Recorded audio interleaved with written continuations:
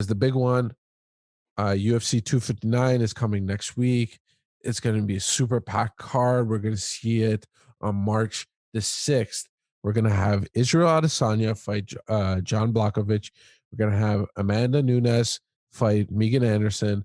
We're going to have Petr Yan fighting Aljamain Sterling. And we have a bunch of fun fights on this card. Mass, let me know who you want to talk about first. I mean, I think we should go ahead and talk about, the history that is going to be determined at 259. And, if Adesanya wins against Błachowicz, he'll become the fifth fighter in the history of the UFC to hold two titles simultaneously. And I think so. In order, we got the first ones that were who did the champ. It was Connor, DC, Nunes, and then Henry. So he'll be the fifth if this happens. And another mention of history: no one has won the 185 and the 205 title at the same time. Yeah, I think it takes a fighter like Israel Adesanya to do something like this. I think his body is just made for this kind of jump in weight. He has fought in heavyweight in his kickboxing career. He has fought in this 205 range in his kickboxing career. So we've seen him do it in the past. We've seen him jump up in weight, but it just takes a special type of athlete and a special type of genetic makeup to make a jump like this, to be able to cut down to the weight class that he's at, and then to move to 205. And then eventually he says that he's going to move to heavyweight. You need a special type of body for that. And I bring this up so many times in so many of my podcasts. I feel like you guys are so annoyed at me saying this.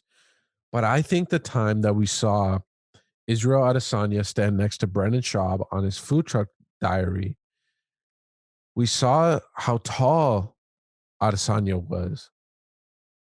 And I remember even before that, Brendan Schaub, a lot of people were saying that there's no way that Adesanya could fight John Jones. He's way too big. And now we're seeing him fight Błachowicz, who's the 205 champion.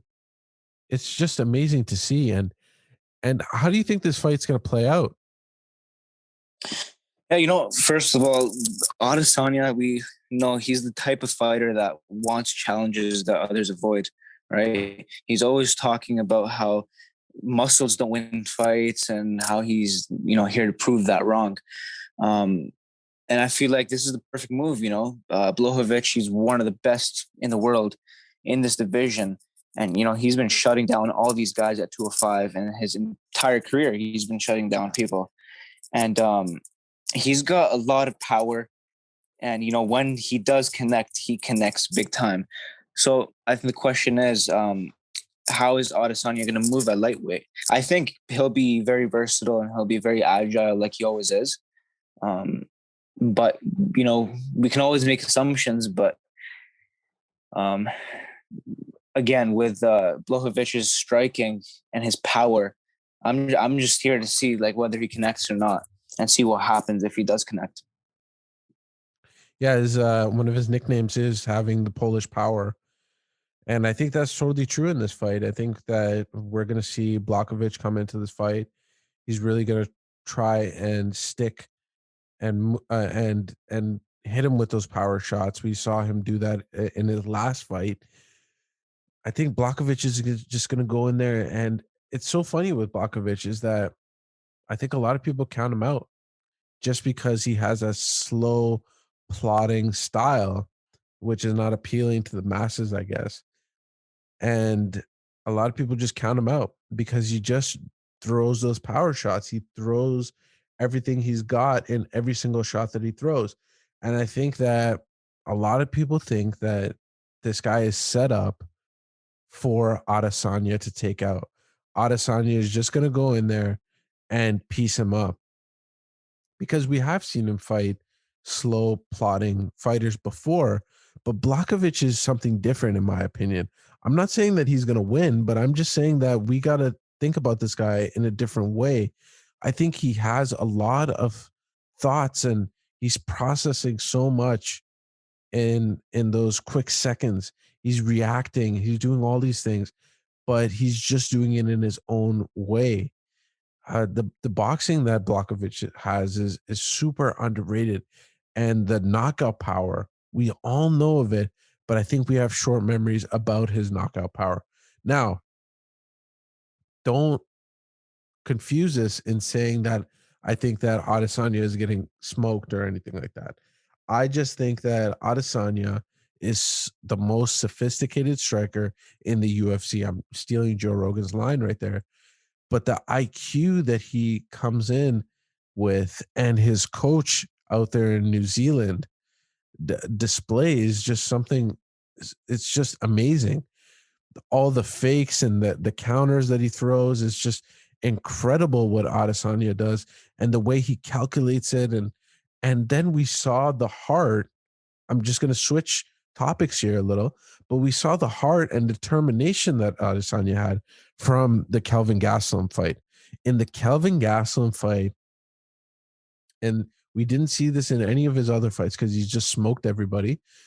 But in the Kelvin Gastelum fight, he literally walked out there and he said, "I'm ready to die for this." His face looked so beat up and he was bleeding all over the place. And we saw Adesanya's heart in that fight.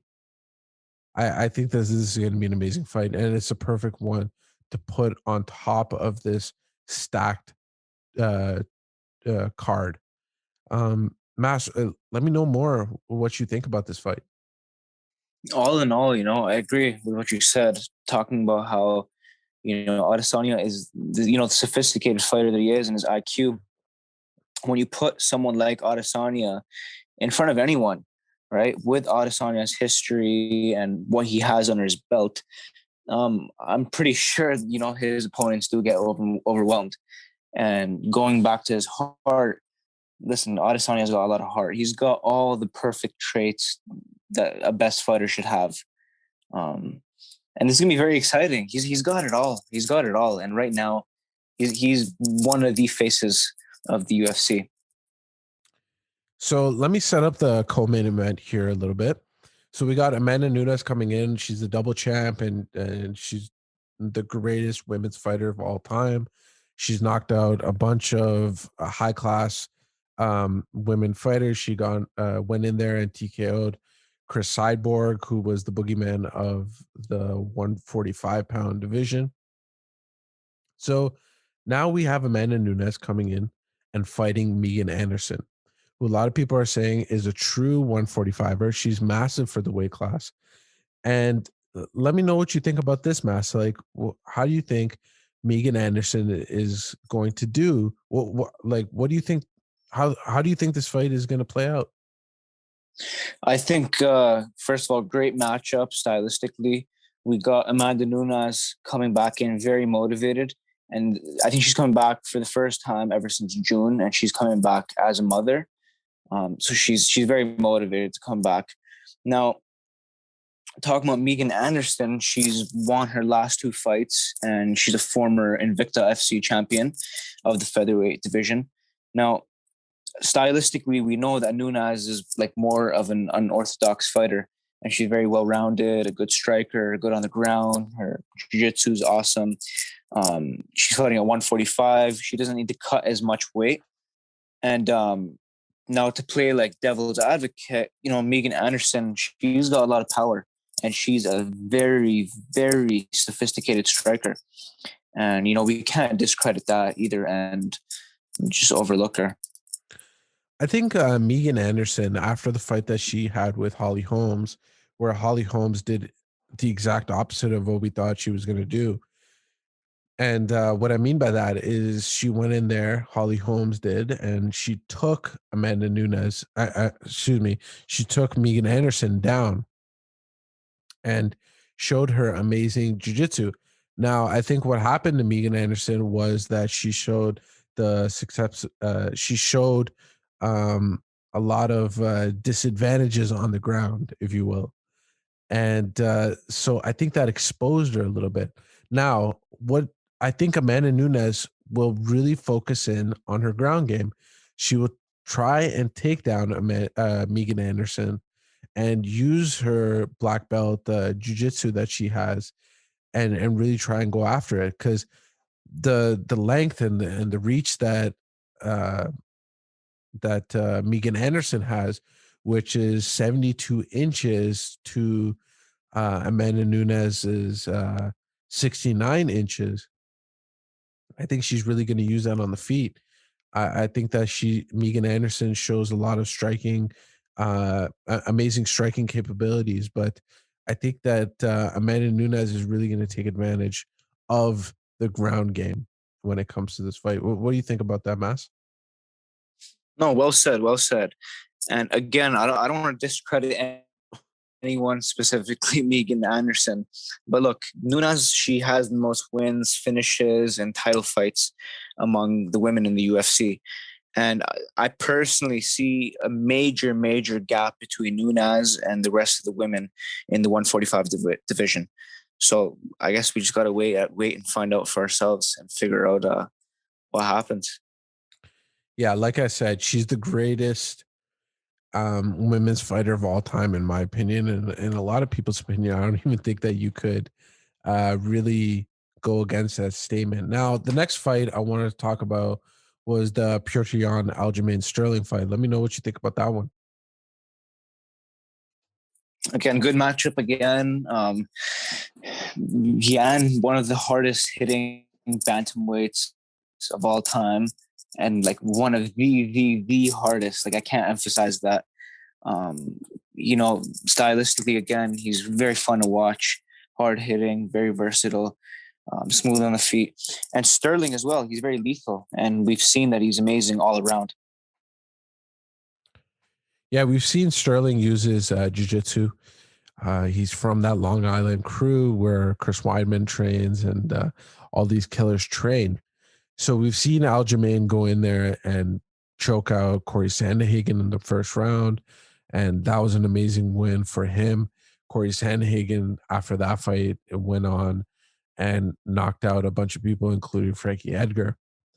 Petr Yan, I've always been high on him. The striking ability that he shows, and mixed with the wrestling that we've seen. And I'm going to bring this up again, but I think that even though Uriah Faber was over the hill, if you will, in the fight that he had with him, Uriah at the time was 40 years old. But the striking that Petr Yan showed was so advanced. And I don't want to compare it to Israel Adesanya's, but it's different in many ways. But the ins and outs that they use, the first moves that they use, which is a lot of feinting, and Petr Yan does something different to Adesanya, which is he shells up, goes in that peekaboo style like Mike Tyson, and then really rips it to the body and rips it to the head. But it shows you how sophisticated of a striker this guy is. Like, Petr Yan is just something amazing. But will his wrestling be able to nullify Aljamain Sterling's takedowns and jiu-jitsu? We'll have to see about that. I think that this is a real grappler versus striker matchup. We've seen Petr Yan use his jiu-jitsu and wrestling before, but I think that, Aljamain's going to go in there. He's talked about this in a bunch of interviews and podcasts that he's done. He's going to go in there and really do that Khabib-style pressure against Petr Yan and try taking him down at every single corner of the fight. But I think Petr Yan's going to want to keep this on the feet and use his amazing striking and sophisticated striking to nullify that of Aljamain Sterling. Any other thoughts on this fight, Mass? You rounded it up pretty well. Again, Jan's striking pedigree is top level, but we just gotta figure out and find out what he like. Does he have any answers for Sterling's wrestling and ground game? Yeah, for sure. Any other? Do you want to pick out some fights off of this card that you just want to quickly touch on? I'm looking at it right now. We got We got the lightweight bout as well, Islam versus Dober. That's going to be a very interesting one as well. We know that Islam's wrestling pedigree is top level wrestling. He's Khabib's cousin, right? Amazing grappling. He's a great submission artist as well. And Dober, on the other hand, he's very fast on his feet, and he jumps in with big power, jumps in and out, and throws some big shots. I think with this, the only issue Islam faces, in my opinion, is the fact that Dober has a very unorthodox approach. And we know that Islam, he has a pretty solid chin. And I think he's only been finished once. Correct me if I'm wrong on that. So yeah, I'm gonna have to double check that, but yeah, we all know that Islam Makhachev has amazing wrestling, and Drew Dober is gonna really test that. We've seen Islam Makhachev before, and that's totally gonna be a fun fight. I mean, that lightweight division is is crazy, and then we see all these new guys coming in, and it's number 14 versus number 15, so it's very close. It's going to be very close in competition. Some of the other fights I wanted to point out. So Thiago Santos is coming back, and he's facing Rakic. Rakic is someone that I've been highly into, and his amazing fighting style. We all know Thiago Santos to come in there and throw the hammers and knock people out all the time. His wife just fought recently, and we saw him there, and so we know that he's been in the game for a little while now. We also have Dominick Cruz and Casey Kenny headlining the prelim card. Now that's going to be a fun fight, and it's going to show us where Dominick Cruz is at in his career. He says that he doesn't believe in ring rust, but now he's getting to the point where he's getting older in age, and he's 35 years old. Funny enough, he's the exact same age as TJ Dillashaw. So those guys are getting in their advanced age. And for some reason, I just felt like Dominick Cruz was a lot older than he said he was. His last fight was against Henry Cejudo, which he lost, which rounded out Henry Cejudo's like amazing fights that he's won. He lost to Cody Garbrandt, which was in 2016. And that was an amazing display where Cody Garbrandt got the belt and did all these crazy moves on Dominick Cruz. Before that, we saw Dominick Cruz and Uriah Faber go at it, and he defeated Uriah Faber in 2016. So this guy's had somewhat of a scattered career, and what I mean by that is he hasn't been able to fight that often. Casey Kenny, we all know him as he's a great fighter, and I think he's really going to test Dominick Cruz in this sense, where we're really going to find out where Dominick Cruz is at in this in the older stages of his career. Now, the next fight I wanted to talk about was the Joseph Benavidez fight. Joseph Benavidez is coming back after the devastating loss that he took against Figueiredo. In that fight, it was sad to see, because everybody felt like Benavidez was the guy that was going to come back and join this 125-pound division and was going to take it over after DJ left and after Henry Cejudo left. But then we saw him face Figueiredo once, which was which they had to have a rematch for because Figueiredo didn't make the weight. Like we mentioned before, Figueiredo is like massive for this 125-pound division. So in the first fight, he got knocked out by Figueiredo in the second round. Then he got submitted in the first round. So it's gonna be very interesting to see this guy come back. Joseph Benavidez is a real staple in that 125-pound division. And aside from that, I think that covers all the. Oh yeah, Tim Elliott is fighting on the early prelims. We always love seeing Tim Elliott fight. He's a fun fighter, and having him on the early prelims is just a treat on its own. Having him so early in the card.